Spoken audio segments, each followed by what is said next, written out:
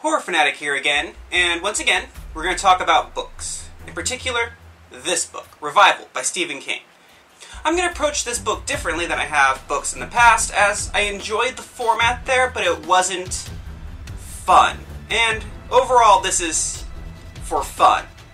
So rather than the questions this month, I'm going to attempt something new, and I'm just going to talk about a few points in this book that I liked, stuff that stood out heavily to me and that I enjoyed as a reader. What I like most about this book is its use of time. It's told sporadically, but chronologically, through the main character, Jamie Morton's life, and how it shows the evolution of the relationship between the main character, Jamie, and Reverend Jacobs. I like how it starts with an innocent, happy moment, and it ends so dark and tragically at the end. And I like how it jumps, leaving out large portions of his life, but you never feel disconnected from the character.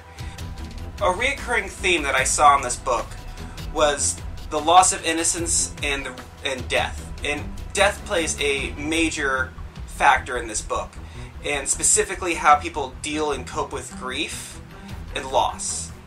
It's the death of Reverend Jacobs' wife and son that really gets this book underway, and is the catalyst for the rest of the events to come. And I like how Jacob's character deals with it, or doesn't deal with it, and I like that that's there. Another one is the critique of religion, and that shows up a lot in Stephen King's books, so I'm really not going to say much on this, other than I did like its use here, but it did feel a tad overplayed. The last subject I just want to touch on really quick that I really liked about this novel was its ties to the Cthulhu universe and H.P. Lovecraft.